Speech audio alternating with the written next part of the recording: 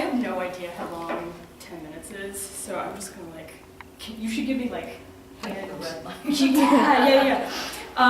So I'm gonna read this piece I wrote about corporate philanthropy.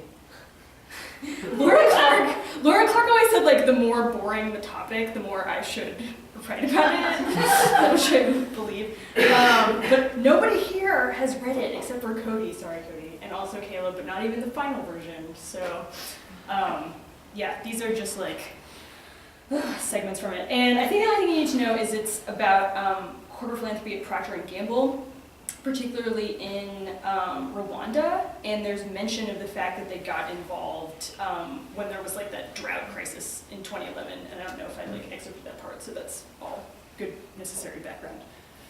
Okay.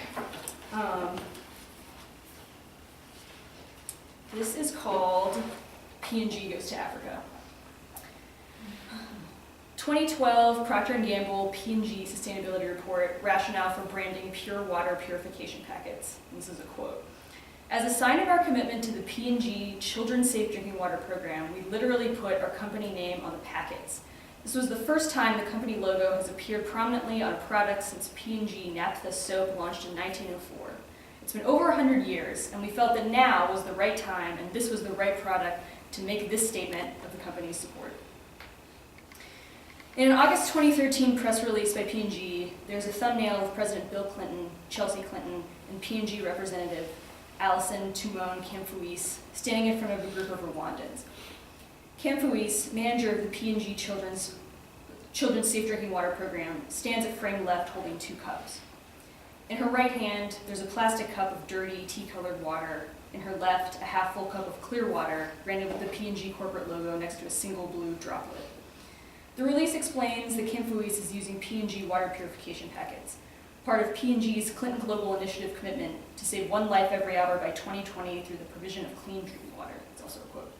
According to the Clinton Foundation, 1 4-gram pure packet of P&G purification solution makes about 10 liters of, quote, deadly non-potable water, drinkable in about 30 minutes. My friends keep asking what my obsession is with P&G. I started out trying to write an essay about corporate philanthropy, about my stint working in the nonprofit sector, catering to corporate partners, and how I thought at times, with this emphasis on outputs and outcomes, that it felt more corporate than working for corporate America. But I couldn't stop researching P&G, clicking through its press releases late at night to see where my Pringles would come from now that P&G sold the brand to Kellogg's, and there's a release titled, Bidding Well to a P&G Original, bidding farewell. I start to think it's the ubiquity of the brands. On the P&G website, under a drop-down option called Trusted Every Day, I look at a product photo of all the brands lined up next to one another, packages arranged by height, like a family photo, only with Old Spice and Duracell batteries in front. They're shot with high-key lighting against a white background, so they seem as if they could exist eternally in the realm of forms. I feel comforted just looking at them. Due to my late-night clicking, their ads appear with increasing frequency in my internet browser. I think, privately, is it wrong to be comforted by clean laundry, fragrant shampoo, ultra-absorbent paper towels?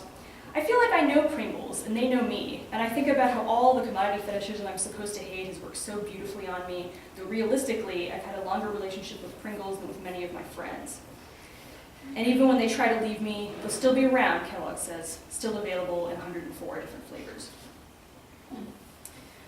I count 10 Rwandans in the background behind Kamfuis and the Clintons, though it looks like Chelsea blocks from view all but 1 shirt sleeve of a possible 11th person. The group is different ages, mostly elementary school-aged children. The youngest kids stand behind Kamfuis in yellow and blue school uniforms, looking quizzical. An older man tries to peer over the children at the 2 cups of water Kamfuis holds. Some of the kids have their backs to the camera, as if they're just milling around their schoolyard, unaware their pictures are being taken. It's unclear even where the photo is taking place. The only location marker is a blurred brick building labeled administration offices in the background, outside the plane of focus. No Rwandan smiles, no Rwandan holds water. Partial list of P&G billion-dollar brands I have in or near my bathroom. Tide, Downy, Crest, Febreze, Charmin, Head & Shoulders, Olay, Pantene, Fusion, Mach 3, Gillette, Always. Partial list of half-billion-dollar brands. Herbal Essences, Mr. Clean, CoverGirl, Vicks, Oral-B, Prilosec, OTC, Swiffer, Tampax, Venus.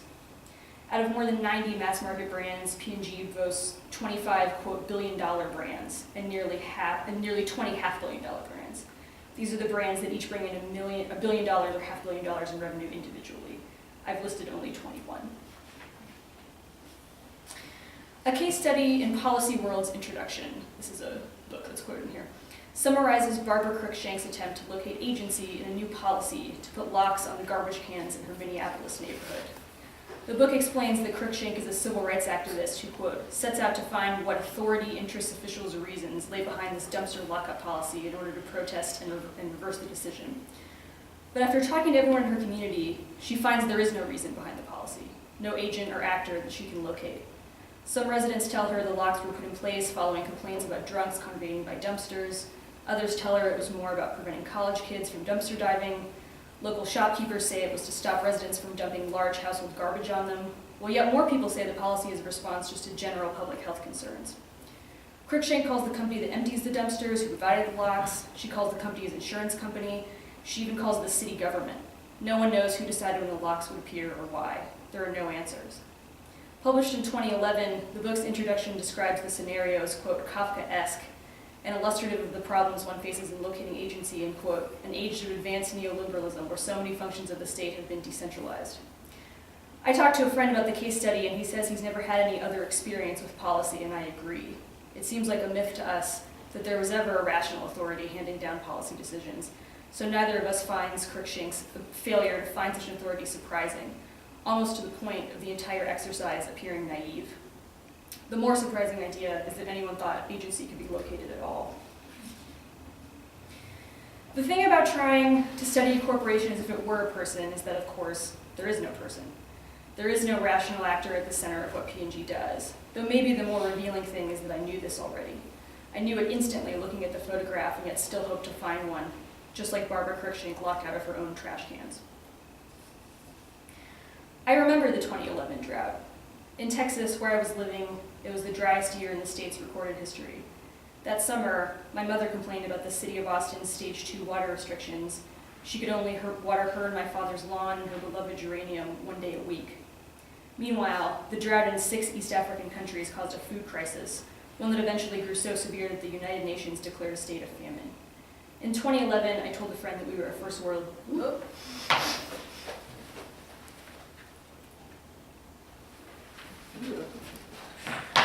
I told a friend that we were a first world cliche.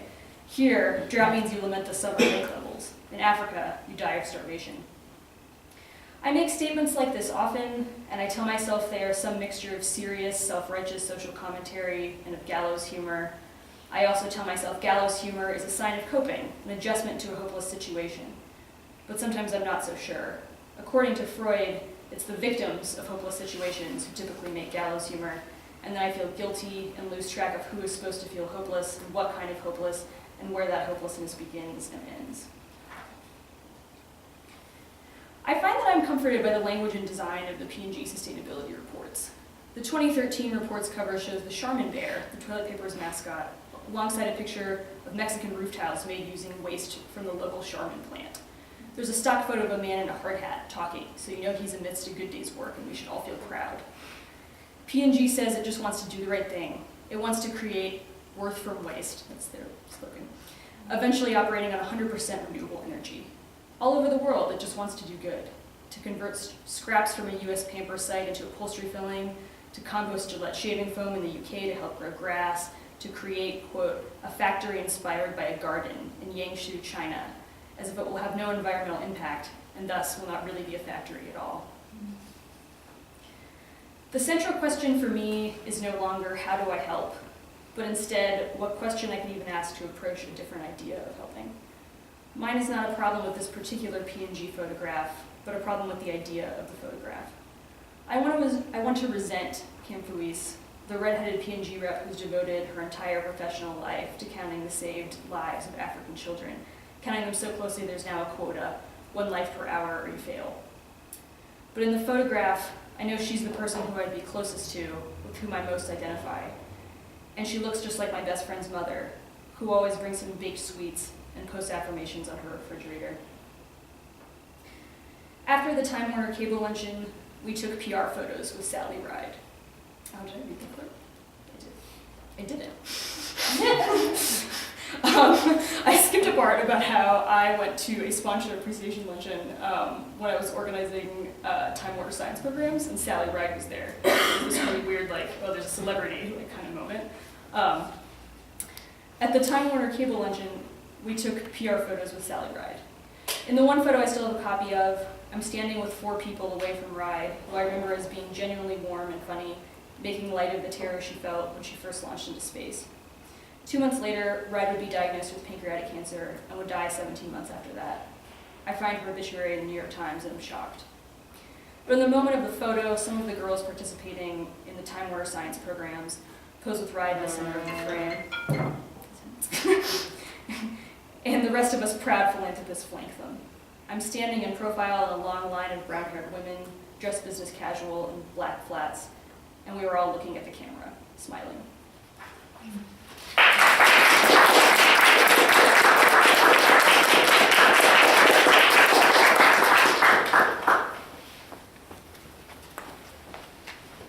Thanks, Rachel. Our next reader is Kamala Gopalakrishnan. Kamala is a second-year MFA in poetry, and her favorite things right now are building Cosby sweater forts on the couch, watching documentaries about transhumanism, and correcting sexist ads with a silver Sharpie in waiting rooms. Please welcome Kamala.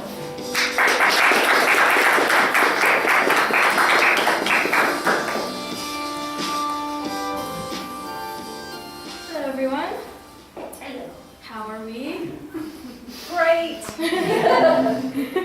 Well, it's nice to be here tonight. I'm honored to speak here, to read here, again, for this semester. So I'm excited to share my poems with you. Fortunately, most of you might know my work already since I think all of it has been written this semester for workshop. But the general theme here is that it's sort of lighthearted in the first 2 poems, and the rest of the poems sort of become more serious and sort of more contemplative. Although all of them sort of have that. Anyway, this first poem is called On Deep Time and Evolution, 1996. And this poem is about when I was 5 years old and I sort of I don't know, became conscious about the world, and I realized there was so much to learn now. And so, as a consequence, time sort of moved much more quickly than it has now. Because I had a lot of novel experiences, including climbing trees. Trying to, anyway, and failing. On Deep Time and Evolution, 1996. I see it in my walk, fists parentheticals to my body, the body wanting to become a roof over moving sheets of mud and gutter leaf, oranged, never becoming. It was the year of a knee-first thud under loosened oak branches, false evidence that my fixed apeness was fading. Still, double vision persists when I dream of the self as only human, or a product of 5 million late summer survivals, the self as curled root, lonely apex. It was the year I made flipbooks, each pen blue dot's wild expansion and knotted yearning to break from old skin.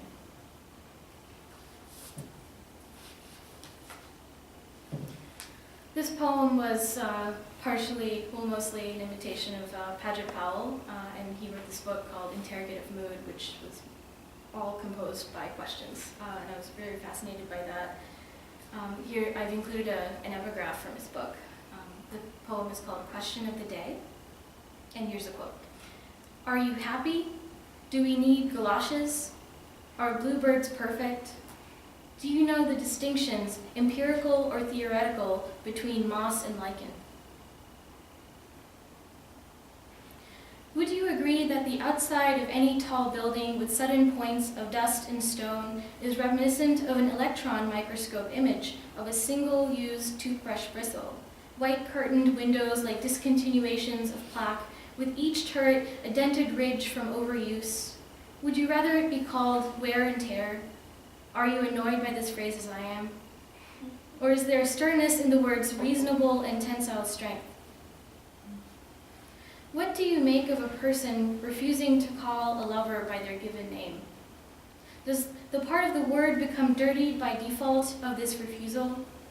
Under what circumstances would you answer yes to "Do you have time tonight?" if the intention of said question was only to discuss the loneliness in a repaved sidewalk? At which point would you stop keeping your word? What if it were to contain equal parts of keeping and unkeeping a habit?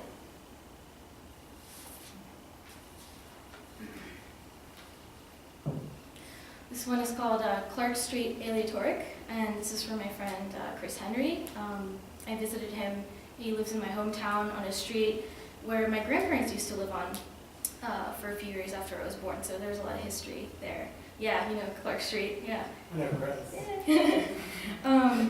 So, yeah, this is sort of a nostalgic poem, but anyway, I visited him very recently one weekend, and I walked through his front door, and he greeted me in song. So I thought that poem needed to happen after that. So, all right, here goes. Clark Street Aleatoric. The songs you played about pendulums and what can be known were not built on chance. They bore past lives. The sound grew towards sentience. 2 winters before I left that street, and later this town, you asked me for singing lessons, and parallel branches the shape of sad arms found your kitchen window, split a polyrhythm of loose floorboard and other front doors shutting like a chorus of F-sharps. Can tell when a car oscillates between the walnut bridge and iron plates, what remains bouncing from your walls tin can style. From space, I imagine this ensemble dissolving into white noise, a product only of chance. So here commences the serious portion of the reading. So, yes, it's gonna, the last poem especially, is just all right, this one's called Sun is a Red Giant, and some background about this poem is that it was on I wrote it sort of set on my 23rd birthday. It was this year, and I spent it at a Christian resort in a coastal city near Chennai, India, where I visited my mom. And another thing to know is that she gave birth to me when she was 23. So it was a weird birthday. Sun is a red giant. Approaching meteor made from shadow metal, creeping light past half-shut airplane windows. Morning, then morning, then morning, the only ones in summer. Except, mother, when you thumped your palms against forehead like digging, and suddenly black ants emerge in a swarm, a moment we were both 23. Take this swift blessing near the bench outside our room, as thrown tea in a plastic cup reflects the sun as a temporary red giant. I understand that suffering, like time, is relative to the observer, even in mourning doves after the fact, or silver-specked mongooses overwhelmed by the border between sand and tar, a forest of cacti, and what is to come, a new form of nothing.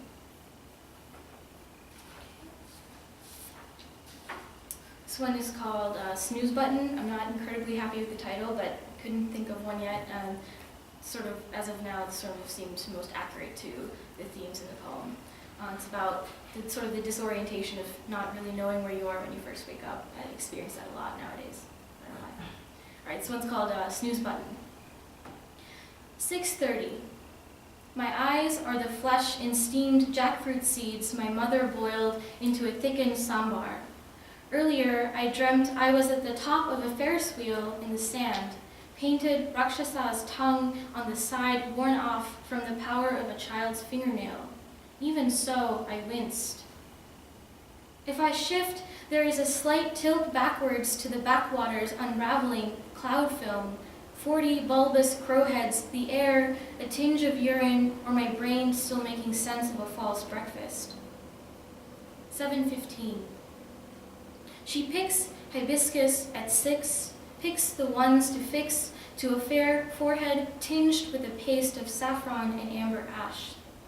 Am certain my plastic floor is instead my mother's gray dotted green mosaic. Want to spill rose milk on it to make sure. 8 o'clock. To be wiser of time bells, rainforest drumbeat. To be wise of infinity traps, but trapped anyway.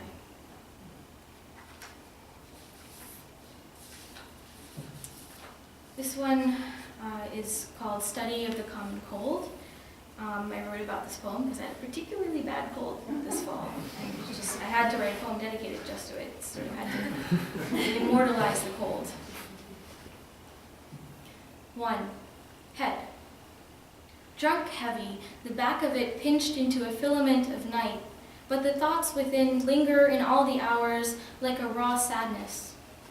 Hold the temples with pressure, swirl counterclockwise, apply to affected area. To break open would reveal the shape of sleep, a supersymmetric space. 2. Hands. Plumeria milks from the stem onto the webbed valley of my index and bruised thumb as I pick one for mother.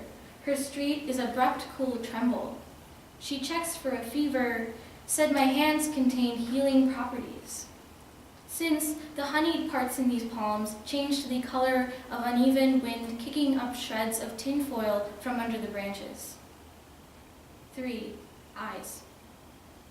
Commas turned on their heads, chunks of obsidian chucked into a lake soup thick with algal blooming. 4. Body. Daybreak, fever break, lying in the bed for too long creates grids of green in chiaroscuro, shows the imbalance of space-time concentrated in each impression. And the last poem is about my mother's birthday, which was on November 11th. And it's also about how superstitions can divide a family, especially from being in an Indian family. It's definitely true. All right, November 11th.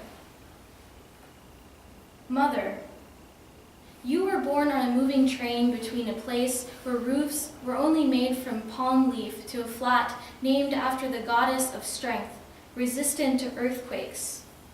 You landed on a pool of maroon gold silk in the bottom bunk belonging to a woman who spoke in evening crow calls. I called her Awa for 9 years.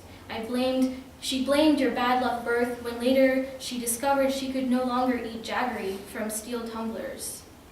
I knew you believed the words she was meant to be born in a still room when you left open a Reader's Digest article on a study finding a possible genetic predisposition towards becoming permanently unlovable. That happy birthday became a song of mourning, song of easy omen, song of my blank face half frozen in the corner of an old screen, song of I pray to my God, song of your widow's peak shaped into a snake-shifting clay path. Thank you.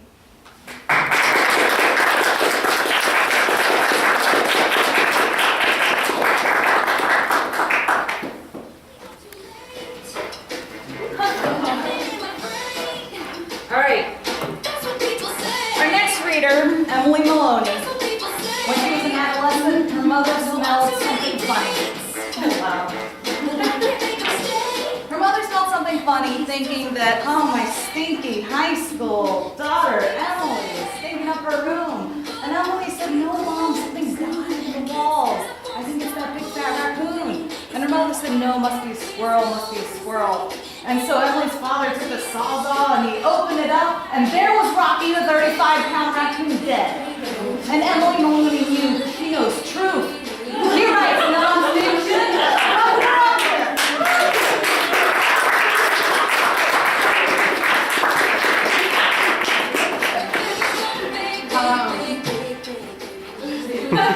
Okay. Yeah, no, it was, I don't know. There are a lot of stories like that. It's like people don't believe you, and then it takes cutting the 35. I mean, he must have. We didn't weigh him, but he he spilled over the gutters. There were these like 6 or 8 inch wide gutters that were built in. We could see him, he like around, prior to his demise, he just sort of spilled over both sides of the gutter. So I'm sure he was at least 30 or 40 pounds. I'm just going to read a couple pages from an essay, just read a section of it, like 3 to 4 pages. This is a piece about, called Night Shift. It's sort of about insomnia and some other things. Night shift. When I can't sleep, I drive to the airport to watch the planes take off and land. It is a vestige from the anxiety of my early 20s, driving, a vestige I still have, still enact, still try to mitigate. Off the main service road outside of Pittsburgh, in a place called Moon Township, cargo planes circle to land, cast wide loops around the taxiway, their wings and bodies flanked by the blue lights of the runway. It's not like this, I keep telling myself. Insomnia to me is a state of mind, a way of being, a problem to be solved. And yet sitting parked in my old Corolla by the side of the service drive, daring the airport police to come by and shine a flashlight in my eyes and ask me what I am doing, I'm not sure why I'm here. In truth, I'm running away. I've been doing it for 10 years or more, but now, nearly 30, the experience of running is tempered by not being able to breathe. This is both a figurative and a literal phenomenon. Since moving to this city, I've been told I have all manner of illness, mostly asthma, after a lifetime of running or walking or bicycling or riding horses wherever I go. I'm not supposed to be allergic to anything. Before getting sick, the last time I was ill was when I got the chicken pox 2 weeks before my 8th birthday. At the pictures of my party held at my mother's friend's ceramic studio, I'm wearing a series of red spots on my face and arms, hands in clay. Not contagious anymore, my mom had explained in an effort to get my classmates to attend. I used to work overnights at a hospital when my insomnia made sense. I'd get volunteered for the float pool when we were missing nurses, even though I was just a tech. I'd babysit psychiatric patients on medical floors, restock the blanket warmer in the emergency department, draw blood on patients when phlebotomy was on skeletal staff, never use the word quiet because of its superstitious power among nurses. Now, I shuttle between specialists, trying to catch my breath. At the airport, I am far enough away that I can't hear the sound of the planes taking off or landing, so everything feels too quiet. But if I fall asleep at home in bed, I wake up like some antediluvian animal gasping for air. I shouldn't be out here by myself. In the past few weeks, I've ended up repeatedly in urgent care, patient instead of practitioner, breathing vaporized albuterol through a tube. And if I should have an asthma attack right here in my car by the side of the road, far away from the bed I share with my partner, he won't be able to drive me to the hospital, which in any case is miles away. Instead, I watch planes, listen to the slow, low drone of the radio, restart my car, and drive the loop through the business park adjacent to the runways incognito as a mall security guard. I've considered investing in night vision goggles or even binoculars, but the view from the road most nights is clear, and people tend to leave you alone, provided there's traffic at all. I wonder how many registries or watch lists I'm on just for watching the planes go up and come back down. In the writing class I teach twice a week, one of my students is writing about how he may have been on a plane with a terrorist because the week before September 11th, he flew from Montreal to New York on a plane that might have been a trial run. He's focused on the ethnicity of the man in the seat in front of him in his essay, and I push him to talk about something, anything else, to avoid the racism implicit in his statements, the strange surrealism of it all. I don't know what to say to him, so I scribble, "Sounds racist?" in the margins. White girl, who am I to say? I get all my best writing done in the airport waiting to fly. I've tried to make it work in other ways, paid to park or taken the 28X airport flyer bus out to the terminal to try and write in the waiting area or by baggage claim. But unless I have a ticket, a suitcase, a destination, the words don't come out the same. Even airport proximity doesn't help, like now. as I watched the landing gear of a Southwest 757 from Phoenix descend over runway 32, wheezing slightly, brain empty of words. I'm not sure what to do next, so I call my younger brother. He lives in Chicago, where we're from. We were raised in a stucco bungalow beneath the flight paths of both O'Hare and Midway airports, so close that when the planes passed by, the house shook.